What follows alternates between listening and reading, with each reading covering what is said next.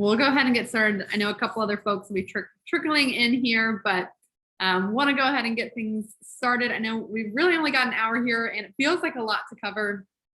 As a heads up for all of you joining, we will have this recorded, so you'll have access to that after the webinar as well. But we want to just start by thanking you all for joining. I know this is an incredibly busy season for folks, and carving out some time in your day to join us certainly isn't something we take lightly. We're really excited about this, and frankly, just excited to talk about strategic planning.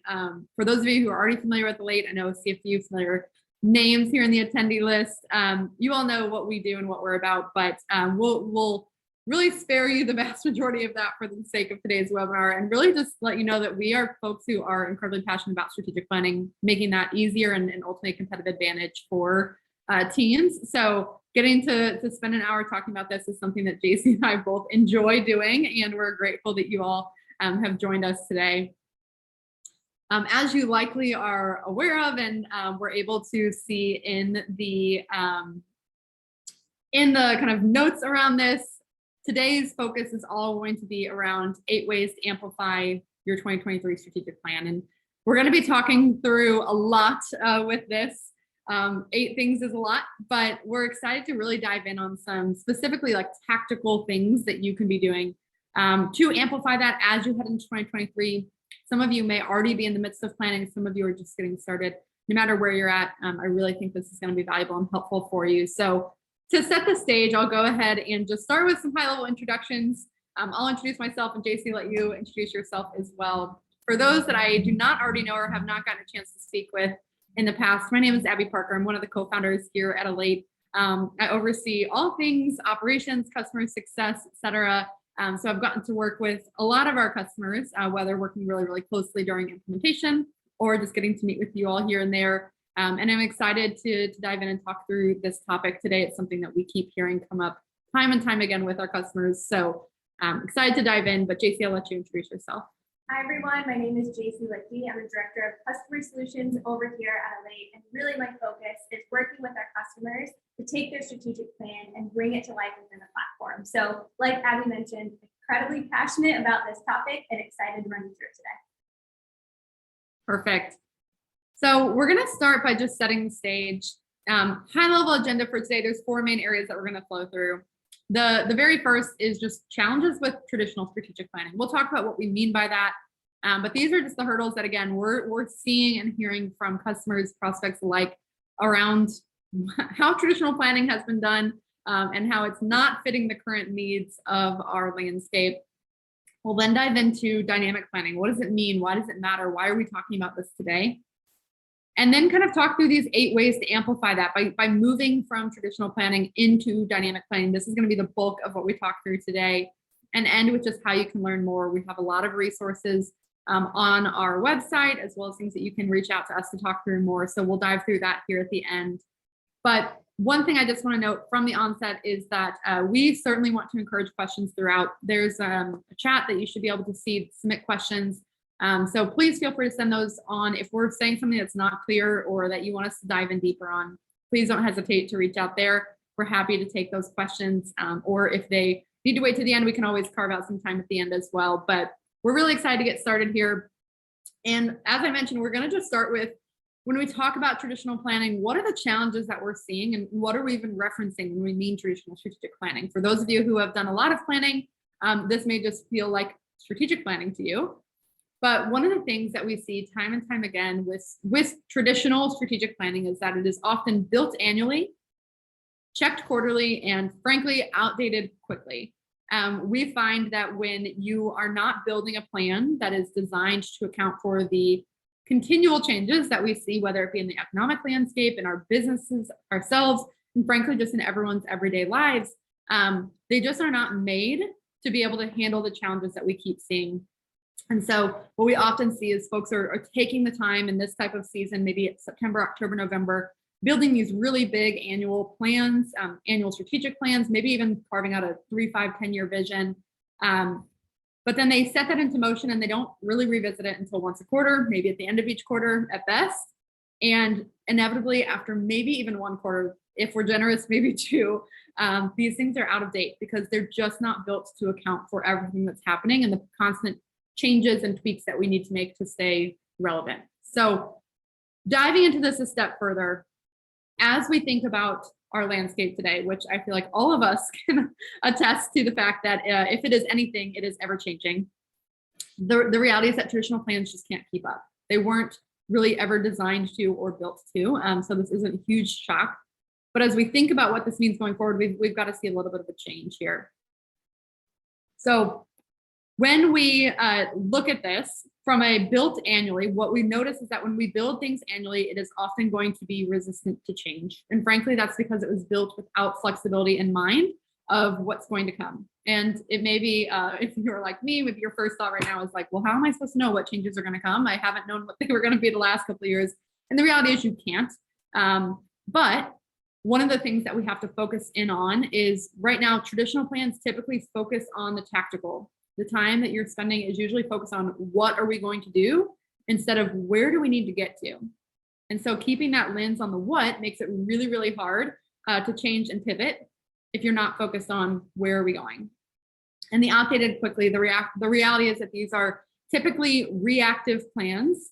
And what we see is that when you have a plan that is reactive in nature, we end up seeing much larger swings or pivots versus small course corrections. So we're going to dive into all of this in a lot more depth, but that is just one of the most quintessential signs of a traditional plan is when you start to say, we were going to do X and by the end of the year, we're doing something totally different. It's not that we can't change, right? That we're going to talk about dynamic planning. It's all about change, but it's about making those smaller course corrections with the same end goal in mind versus focusing too much on the tactical side of things, on the what are we going to do, that this just results in saying, well, we can't do that anymore. So now we need to do something entirely different. So we're going to dive into this more. Those are just the common challenges we see with traditional planning. As we look into this, the reality is that as we think about the ever-changing market conditions, dynamic planning is not a nice to have, it is a must have. This is something that every business needs to be thinking about when you're creating your 2023 plan in order to make it resilient and make it a plan that's going to allow you to drive forward in 2023 instead of reacting to every unforeseen thing that comes our way.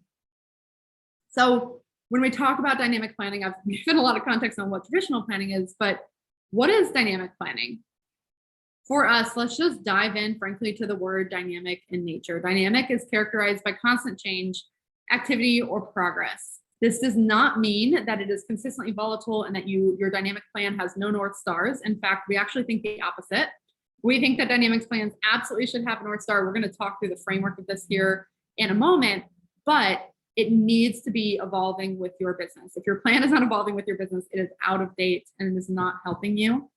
And so we want to build plans in a way that assume change at the onset. They assume that this is going to, maybe the steps that we take are going to be different than what we think they will be right now. But we all know that the end goal is that we need to do X, Y, and Z. You know, these three things. We'll again talk about themes here in a moment. But that is what we're talking about when we talk about a dynamic plan. And ultimately, dynamic plans should do these 8 things. We're going to go by these one by one here in a moment, but they should unite every phase of the planning process, beginning, middle, and end, planning, execution, review. They should bring together your long-term vision that maybe your CEO or C-suite team is setting with the tactical execution in terms of how you're going to go about doing that. They should help you move faster. So rather than slowly reacting to these changes, you should be able to pivot and make small adjustments quicker. It should focus on that outcome versus just the output. Not to say an output's not important, but you got to know that outcome. They should align your organization, not just vertically, but horizontally, cross-functionally as well. I think this is one of the biggest challenges for folks when we're chatting with them. It should be proactive and not reactive. And ultimately, it should turn change into opportunity. And through turning change into opportunity, dynamic planning is what becomes your competitive advantage. It is what allows you to succeed when so many others are flailing, trying to understand and make sense of all the things that have been thrown their way. So this is what we're going to spend our time talking through here today. With that, I'll go ahead and turn things over to JC. All right. So let's start to walk through some of these principles. I'm really excited to go through this. And the first one is all about how dynamic planning unites every phase of your planning process. So what do we mean by that? Oftentimes we talk about these 3 phases of the cycle as how we plan, how we execute, and how we review. What we want to do is move away from these phases happening in silos and happening at one certain point in time. We want to move this from silos to synergy, with all of these happening in what we refer to as this cohesive and this continuous life cycle. So as we head to the next screen, we're going to talk about what this looks like with traditional strategic planning. Then we're going to take a step back and show what it can look like with dynamic planning and tactical steps to get there. So Abby started to walk through this a bit of what are some of those common milestones we see with that traditional strategic planning. But what you can see on the screen here is that likely, and this is a lot of times the part that we're in right now at this time of the year, we are setting that strategic vision with our CEOs. We're heading in to plan for that offsite. We're making sure we have the space. We're doing the prep work. We're heading into that offsite where we like to say the magic happens at that offsite. From there, we're walking out of the offsite and we're memorializing that plan. We're presenting it to the board. We're starting to see that waterfall effect where we're cascading it down through those departments, finalizing the budget and operational plan. Then we head to the company kickoff where we launch the plan to the team. Now, what happens here after that company kickoff or launch? Oftentimes, Abby and I see one of two things start to happen with traditional planning. One, this cycle stops until the next year. So what we refer to here is we set it, and quite frankly, we forget it until the next year, where we come back. This kind of goes to hide in a PowerPoint or in the archives. We dust it off and say, how did we do last year? That's option one. The second thing that we see happens is this discontinues for a few months. So again, goes off into the archives, but then we dig it back up every quarter and we say, hey, how are we doing? How are we pacing? For either one of these scenarios, this frequency just isn't enough. Like Abby just mentioned in the beginning, things become outdated very, very quickly. And when we're not thinking about this and our plan is not at the forefront of our minds, this allows other things, urgent things, to become more important. So let's dive through what this looks like with dynamic planning. So you can see here on the screen that this timeline looks fairly similar at the beginning, but then the end of the timeline is where this starts to look different. So if we look at the purple or pink milestone towards the end, this is where before we have that company kickoff, we establish those rituals. Rituals for us means understanding how we're going to maintain it, ensure that this plan is living and breathing as we continue to go through the year. We are going to talk all about rituals here later on in one of the principles, but you can see here, after we kick off and launch this, we want this life cycle, and we'll make this circle start spinning for you. We want this life cycle to be continuous and cohesive.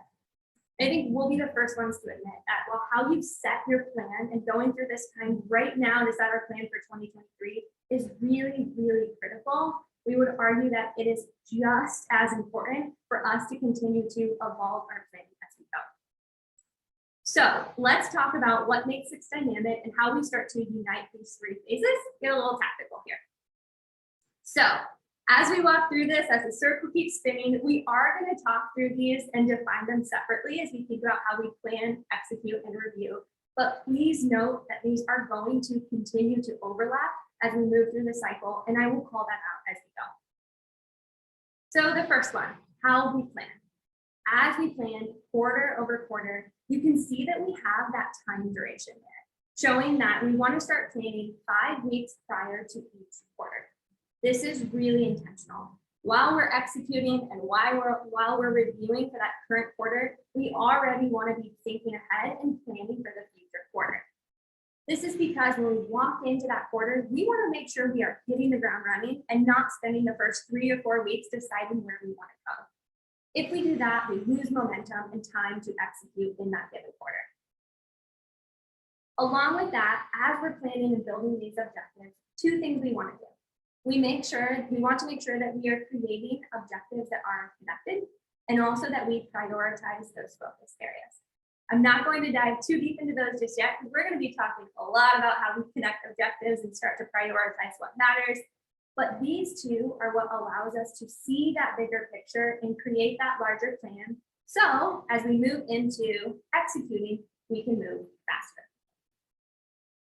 So as we're rolling out our plan, we are continuing to do so in these phased rollouts, is what we refer to that as. So starting with how we set our mission and vision, continuing on with those themes, the company objectives, continuing to have that waterfall effect down through our departments to ensure that our tactical execution is aligned with our high-level strategy and vision. We're going to talk about this here more in a moment with the framework, but again, this is really important as we're rolling through that this is happening in that phased approach. The second piece, weekly status updates. Abby and I strongly recommend having objective owners provide those updates on a weekly basis. Bi-weekly at a minimum, but we're going to stick to weekly as we're talking about them today, because this is what allows us to keep up with that rate of change. I think we all know how much happens in our business in 1 week. So the higher the frequency of providing these updates, the more proactive we can be as we head into that review section. So again, we just talked about getting those weekly status updates. We want to make sure we are reviewing those updates at the same frequency, because what this allows us to do is reinforce to continue to get those updates. How we set our plan in the beginning, so we talked about connected objectives and prioritizing what matters. This is what allows us when we're reviewing to be proactive, so that we can say, hey, this objective just went at risk. We know the ripple effect that's about to occur, so we can create those action and mitigation plans. Finally, as we review weekly, we want to make sure we are closing out those objectives and transitioning them quarterly, so that we can add that historical stamp and allow this to guide us through future quarters with what we need to do. So as you can see, all of these are spinning, they're happening in tandem, which is what allows us to unify that entire life cycle, but really it allows us to better forecast our plan throughout the year. So that when we head through that journey again, we go back to plan for the next year, this time isn't spent looking back in the rearview mirror or being surprised at what happens, because we were able to take action along the way and have those action plans. All right, so that takes us through the first principle. So let's head to the second one, which is dynamic planning brings together long-term vision with tactical execution. And I will say that's probably one of the phrases we use the most around here. This principle is all about making connections and driving alignment. You'll hear us talk about this a lot as a team. When we're talking with companies, we often really start to focus on where we're going and how we get there. And we talk about this proverbial bridge that holds these together. And when we start peeling back all these layers, we find out that it's held together by manual duct tape. And what I mean by that are a lot of PowerPoints that are happening in all these different silos, many different Excel sheets where we're updating a status, and a lot of manual conversations, which I refer to, we start to play the game of telephone to get the right information and bring it all to one place. I'm sure you guys are familiar with that. For you all on the call, likely what this means is a lot of manual effort to bring it all together. But for others across the company and for employees, this often means a breakdown in visibility, clarity, and quite frankly, communication on where we're going. So this principle is all about eliminating this disconnect through dynamic planning and bringing everything together through a framework. So employees at the end of the day can answer the question of, I know where we're going as a company and I know how I fit in. So let's walk through what an example of a framework can look like. Again, this is going to look different for different companies, but I really want to call out the 3 layers as we walk through this framework. The first one starting with that mission, vision, and value. These are the first things that we want to define because who we are as a company is what matters most. So you can see we filled in some on the screen. Again, letting employees know this is who we are before we start talking about where we're going and how we're going to get there. This leads us to the second layer. We refer to these as themes. These are often referred to as strategic pillars, rallying cries. But what's really important about this layer is that these are not objectives and they're written intentionally so they're not owned solely by one team or one department. We like to define themes as categories of priorities that buckets the work together of where we're going. You can see here, we'll fill some in on the screen. Oftentimes we see these fall in different buckets, one around growing revenue, another might be around best in class service or product, and then an internal one about that best in class culture. Again, they're going to look different for everyone, but to give some examples of what these start to look like. Generally speaking, when we talk about traditional planning focusing on the what versus where are we going, these themes are what we're talking about. The themes provide that North Star of where are we going, the way in which we plan our objectives may or may not pan out, and we'll talk through that. But this always tells us where we're going. We're still driving towards growing revenue 3x. The way in which we get there may be different, but this is where we're headed. And so I think, JC, you're pointing out of like, these aren't objectives. These are where we got to go. And these are typically set on an annual basis is the most, I'd say, critical and most important part. That many folks, you probably have a mission and vision and values, and you're probably creating objectives, but there's no connection there in between. Spot on. Yeah, so as we think through those first two layers, that final layer are those objectives and the tactical execution that are connected to that long-term strategy. We are going to dive a lot deeper in how we start to really connect these cross-functionally, cross-departmentally, which further unlocks our dynamic planning. But again, the framework is the start and what allows us to actually build that bridge with where we're going and how we get there. So this takes us right to principle number 3 of dynamic planning helps us move faster. And Abby, I will say, anytime that we mention this, I think the first question we always get is, what does it mean to move faster? How can I go any faster than I'm already going? And for us, moving faster means getting alignment from the onset so that when we go through our day and these obstacles come up, because they will, we know what to do and how to pivot. When I think of dynamic planning helps us move faster, I think the thing that just keeps popping up in my mind is that arcade game whack-a-mole, because this is oftentimes what that feels like, right? We're going through our day in this ever-changing environment. We're working on our objective and we get a new Slack message with a new project. And, we're trying to kind of play this game, pop up a meeting, and there's another new idea that has come up that we're being asked to lead. And so that game to me is overwhelming, right? That's the one word that I would describe that. And I think the one thing that I want to call out as we're talking about helps us move faster is I'm not saying that change is going to go away with dynamic planning, because change is going to happen. Urgent fires are going to come up and we have to be ready. And dynamic planning is what allows us to give and have that clarity so that we can be aligned on what to do when this happens. So before we go into kind of the tactical items of how we do this, I want to introduce you to this spectrum with how people interact with change as it relates to their strategic plan. Like any spectrum, there are two ends of the spectrum. I want to take your eyes to the left side, the green, which is the set it and forget it side. Oftentimes here, when we are on this side of the spectrum, we are setting our annual plan. We talked about this earlier. We're kind of pulling out that dusty PowerPoint every once in a while to see how we're doing, if we're still moving towards the course of what we set out for the year. But we're not adapting to that changing landscape of our world and our environment, and we're missing out on a lot of things. We might be missing out on risks that we could have easily avoided, or we might be missing out on opportunities that are right in front of us. So when I think about this green side of the spectrum, if I had to describe it in one word, it would be rigid. So let's move our eyes over to the pink, purple, the right side of the spectrum, which I like to refer to as the wild, wild west.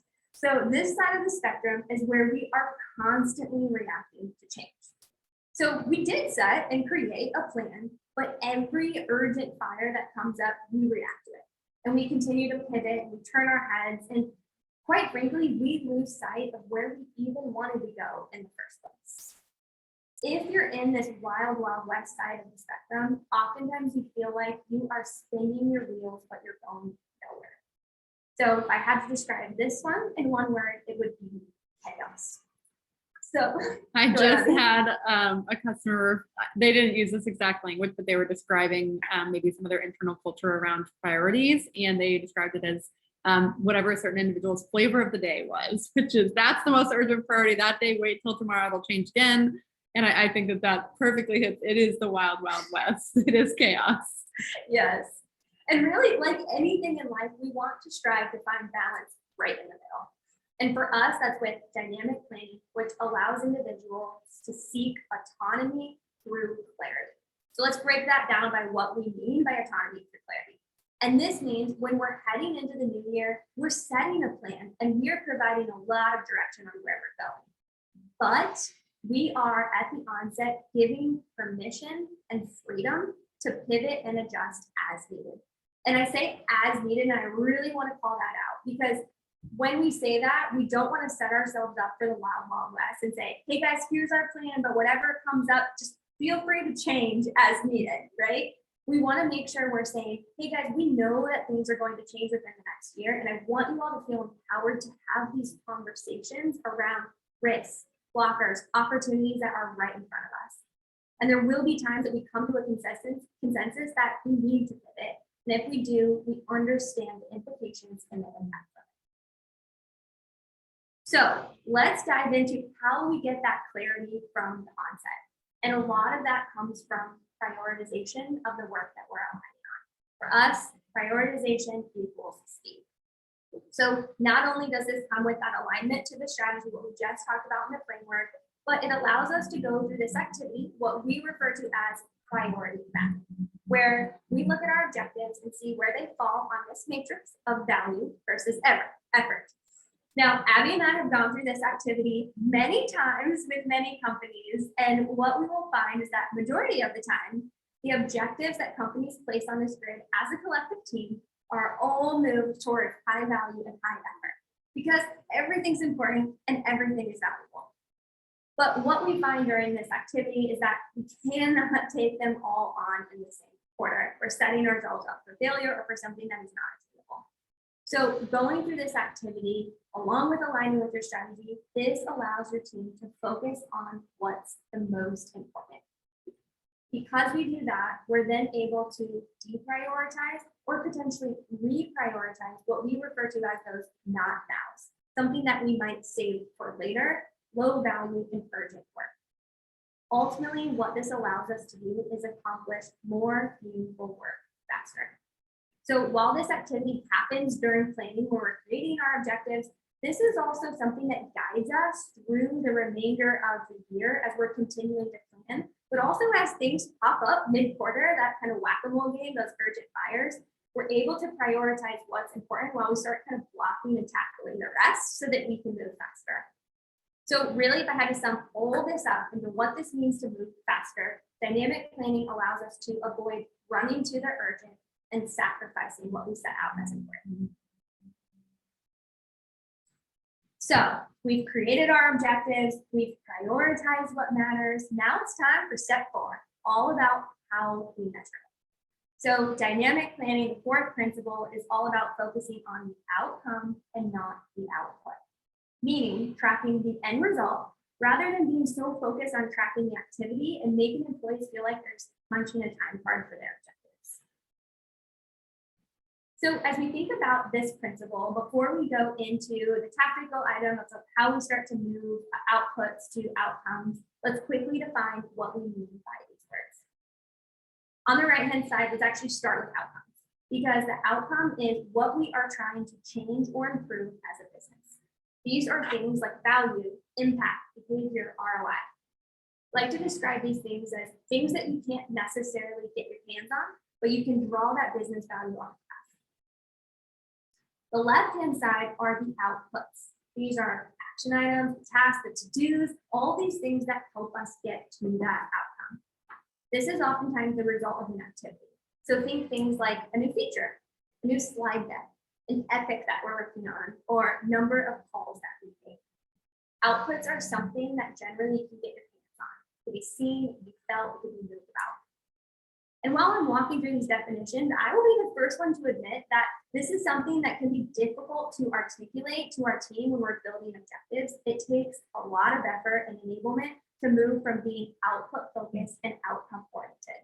However, there are ways to get there from the onset, and that's what we're going to talk about. So to start, we're going to provide you with a story. So on the screen, I want you all to meet Joe. Joe's a business development representative at our team. He comes to us at the beginning of the quarter with his objective. We look at how he's measuring it, and he says, I want to make 100 calls this quarter. That is how I'm measuring it. Right away, we can see that this measurement is focused on the result of an activity. Again, something that's seen, it's moved about. It is not focused on the impact that we're trying to make as a business, which is grow our revenue and new business. We can see that we're focused on quantity versus quality. What starts to happen is we're meeting with Joe on a regular basis and things are looking great. Joe's making a ton of calls. Every time we meet, we're seeing a status of green, he's on pace, we're set to hit what we want. However, what we're not seeing is that our new business numbers aren't increasing at all. And what happened because we're focusing on the quantity versus the quality is we miss out on this precious time and opportunity to course correct as we need to. So how do we do it? How do we turn outputs into outcomes? So the idea is to have these conversations at the onset when we are making these measurements. We always say, ask yourself why around 5 times. Ask yourself the question, what is it that you're trying to change or improve? And I will tell you that when we get to the 3rd time, the 4th, the 5th question, this is going to feel really frustrating when we're continuing to ask ourselves the same question. But you can see here with this example for Joe, we say, great, what is it you're trying to change or improve making 100 calls? Well, I want to build my pipeline. Great, why? Well, we want the AE to have those 10 demos set. Why? 5 contracts set until we get to, well, really what we're measuring is 100K in business. Asking these difficult questions at the onset, I promise you will pay off as we begin executing our plan and ensure we're focusing on that outcome and where we want to go. This leads us right up to number 5. I know we teased this for a little bit, which is how we begin to tell the full story with our plan. This is number 5. It allows us to align organizations both vertically and horizontally. We've now talked a lot about that vertical alignment, aligning that long-term vision with that practical execution. But one of the keys to unlocking your plan and taking this to a whole other level is starting to align those horizontally. So let's talk about why this matters. You can see here an example if you look at the image on the right. The first thing that you will notice is that the work that we do in our department does not happen in a silo. And we need to have this holistic view of our plan across the business. Being able to define these relationships and have this view allows us to do 4 things. First, like we've already talked about, it allows us to align strategy with execution. I know we're going to say that like 100 times on this call, but it allows us to do that first and foremost. The second piece, it allows us to start to illustrate that cross-functional, cross-departmental impact. You can see on the screen here that we have a goal of increasing the business to $1.2 million. We know that there is this impact that our product team has of launching a new product, and we want to start to make those connections. When we do that, it leads to point 3 of being able to identify the risks and blockers. You can see on the screen here, product team has said, just want to let you know, something else has come up and launching this new product is now at risk. This allows us to say, hey team, alerting the other objectives and being able to, point 4, enable proactive decision making and make those action and mitigation plans so that we can course correct. Again, not only does this increase collaboration and communication across our team, but allows us to move forward and making those decisions. So we're going to show you an example of what this can look like as you start to build those relationships. And we think of this as a crawl, walk, run approach. Building these relationships does not happen overnight. These phased rollouts are so important so we can have that waterfall effect. We talked about that theme of growing revenue by 3x. As we continue to build down, we say, great. From there, we take a company objective from the sales team wanting to increase the business to $6 million. We have now created that parent-child relationship. From there, as we roll down to the departments, we've now continuing to see that waterfall effect and that vertical alignment with our SDR team developing a Q2 pipeline of $12 million. However, where the magic happens is with the next step, where we start to see that cross-departmental impact. So we can see, hey, we want to develop this new pipeline, but we know this means our HR team is working on hiring 3 new SDRs. Our product team is launching this new feature that's going to help with that pipeline. And our enablement team really wants to decrease ramp time by 1 week. The second any of those comes off risk, at risk, this is what's going to impact those other objectives and allow us to tell that full story. Really, as we think about this full story, this takes us right to our sixth principle, allowing us to be proactive and not reactive. So every principle that we've touched on builds up to this one. When we align our strategy, when we build relationships, we focus on the outcome, prioritize what matters, all the things that we just talked about, this allows us to have these conversations across our team early and often. We can identify where we want to go versus spending all of our time looking in the rearview mirror at what just happened. And what powers the ability for us to have these conversations is what we refer to as establishing strong rituals. So what are rituals? I will say rituals is something Abby and I talk about every single day. Rituals are the daily practice that allows you to get closer to your goal and that cadence to monitor your progress along the way. Really, when I think about rituals, while these are so critical when it comes to strategic planning, rituals are honestly key to any goal that we set. So for example, I really like to run.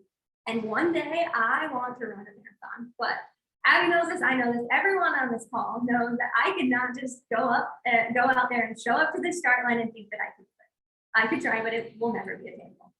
So my rituals are my patterns and my repetitions that allow me to check in and measure my progress towards my goal to help me know if I need to pivot or I need to change course. If I do not have rituals, this would be like me showing up to that marathon, hoping for the best without ever checking in, practicing, and making those improvements. So whether for you, it might be the same goal or weightlifting or mastering a new song on a guitar or strategic planning.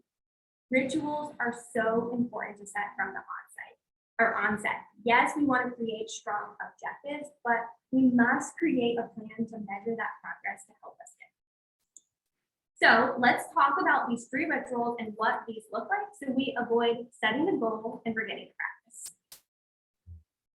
For us, as we think about rituals for strategic planning, there are 3 key agreements that we want to make sure we make with our team from the onset. The first one is how often are we going to provide updates? Again, this is our objective owners coming in and saying, what is the status of our objective, updating those key results or that outcomes, and providing context through commentary. The second one is how often are we going to review these updates? So what are we going to do with the information that we just gave?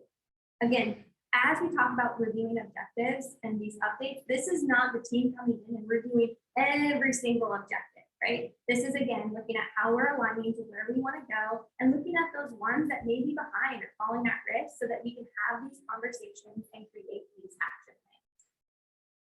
The final one is how we transition those objectives quarter after quarter. So when we get to the end of the quarter, we close it out. We say, was it successful? We give it a rating, and we provide, again, that context through commentary, which will help us move forward. When we think about these rituals, it's really key to have the right frequency. We already talked about this. Abby and I will always say, we really encourage you to update your objectives on a weekly basis because of how much happens. Whatever frequency we set for the updates, same thing applies for reviewing those objectives and those status updates. I think one of the questions we get so often is how do we make sure we continue to get buy-in and get individuals to continue to give that status update? And the answer Abby and I always give are, well, we have to do something with them. We have to review them. As we continue to have those conversations and do something about it, that's what reinforces that so we can continue to get those updates on a regular basis. And for transitioning those objectives, we just talked about that, but again, allowing us to transition these quarterly, we're having those checkpoints, and we are creating those action plans to continue moving us towards that plan that we set out for this year. So these 3 rituals with this frequency are what allows us to think ahead, to be proactive, and ultimately what moves us towards opportunity, which Abby, I know that's what you're going to talk to us about next. Yes. Taking these first 6 principles and diving right into our 7th principle is that Dynamic planning turns change into opportunity. And when we talk about this, it's all centered around embracing change as inevitable, which allows you to build plans that are more durable, reliable, and consistent. And at times, this can feel backwards to say that like allowing change creates more reliability or more consistency, but it really is the truth, because the reality is that when we set plans that are not baking in change, we end up with these really, really large pivots and course corrections that end up taking our eye off the ball, taking our eye off the end goal, and resulting in something far less consistent than a plan that's built to allow us to tweak and modify here and there. We've talked about this a lot, but change is inevitable. This is not going away. I think we all thought like, oh, maybe after 2020 it'll get better. 2021, 2022 approved. It's going to keep happening. Change is inevitable. It really always has been. I think we've just experienced it in different ways and in ways that have probably impacted us a little bit more deeply over the last couple of years. But the reality is that this is what things look like for your employees today. As far as on the left, this is what they're trying to navigate. It is what we keep referring to as priority fatigue. It is all of the things happening to them at once, them trying to make sense out of where they're going, and no real ability to find that autonomy through clarity that JC mentioned. No real ability to understand where should I be focused and what should I be going, because the reality is every new priority and urgent thing is popping up on their plate in the midst of everything else going on in their lives. And so for us, it's all about figuring out how we harness that left to turn it into the right side. How do we create opportunity here? And I think one of the biggest things that we often kind of speak to and focus in on here is allowing folks to take those bets. Where you start to see things change, and when your employee has a new idea of like, hey, I know this is still our end goal, but like, have we thought about X or have we thought about Y? That is where we start to see this turn into opportunities. Will every single one of those work out? Probably not. But we want to create a culture and a plan that not only accounts for those things, but also encourages those things. We want to create a level of trust with our employees to say, hey, you're seeing all of this on a daily level, maybe even more than I am, and certainly more than those of us who are maybe putting together our plan. We want your input on this. We want to empower you to make new changes and new ideas. When I think about traditional planning, I cannot help but think about like MapQuest. And for me, when I was first driving, like I lived by MapQuest, and those like massive maps that I'm sure pulling up was like a major safety concern.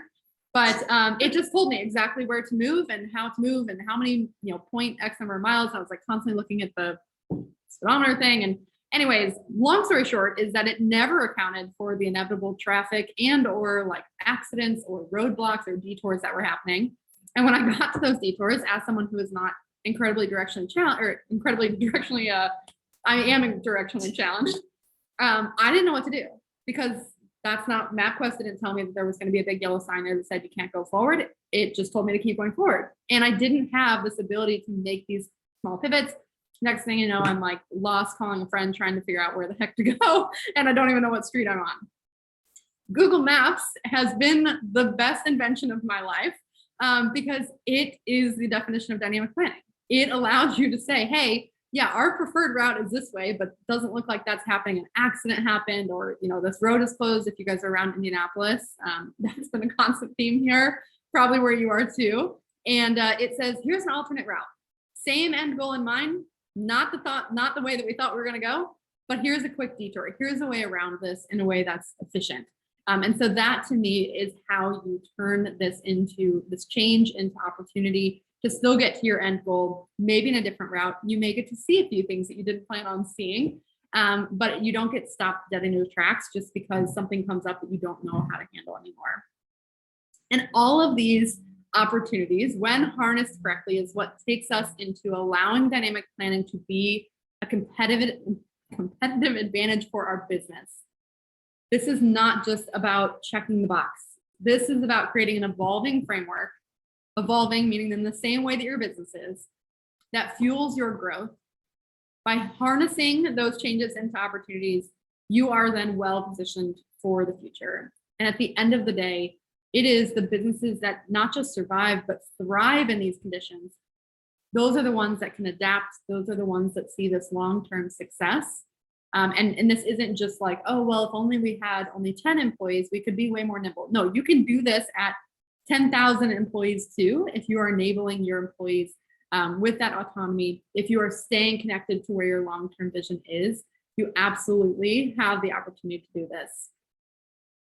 Bringing this all together back to where we started, we will come back to this same sentiment, which is as we are and navigating the ever-changing market conditions, dynamic planning is not a nice to have, it is a must have. It is what allows you to accelerate. When we think about businesses, I keep seeing all these stats popping up on my LinkedIn and on podcasts around all these businesses that were created in a recession that took what everyone else saw as a roadblock and everybody else saw as an obstacle and as something that was just in the way, and said, I'm going to harness that and actually turn this into a totally new opportunity. I'm not saying every business needs to completely repivot and shift their focus. But what I am saying is that those companies that can look at these obstacles and say, how can I evolve this into my plan versus how do I just stare at that and say, my plan doesn't account for this, like does not compute. Those are the businesses that see success, and those are the businesses that have that as their competitive advantage. So we know we've talked through a lot here, and we are certainly going to be sending out this reporting after the fact in case there are things that we missed, but there are also quite a few resources that we want to make sure you all know you have access to as well. On our website, you will see our entire dynamic planning manifesto. It includes a lot of the information that we've covered today, additional resources, etc. So we'll be posting that. If you all follow us on LinkedIn, we'll be posting about that tomorrow morning. It's officially live. We're really, really excited to get that out in the open. Really just explaining like, what is dynamic planning? What does this look like? What can it look like for you all going forward? In addition, there's a dynamic planning playbook that will be on our website as well. So you'll find that in the top nav. And lastly, I'd be remiss if I didn't put in a small plug here to say, obviously, we are here to help you as well. For those of you who are already customers, hopefully you all can attest to this as well. But for those of you who have not had the chance to work with us, who have joined this webinar, we are both a software and strategic services organization that partners with folks in this cycle. Whether you're in the planning phase or in the middle of executing, we come alongside you all from both a software and a services arm perspective to ensure that you can take all that we're talking about here, put this into practice for your business. JC mentioned this throughout, but we just have never seen that planning as a one size fits all. This is something that will be custom to your business. We'll take into account your culture because at the end of the day, that's how it works for you. So we are really, really excited that you all joined us today. We'll certainly make sure everyone has recordings after this as well. But I know we've just got a couple minutes left. A lot of you probably are getting ready to hop to your next meeting. We'll stay on the line here just for a couple minutes. If there are questions, feel free to chat those in. We're happy to speak to those. Anything that you want more clarity on, or feel free to reach out to our team. You can just send a note to hello@goalate.com. That'll get you in contact with us, or fill out a form on our website. If you have more questions, you want to talk about this in more depth, we're happy to do so.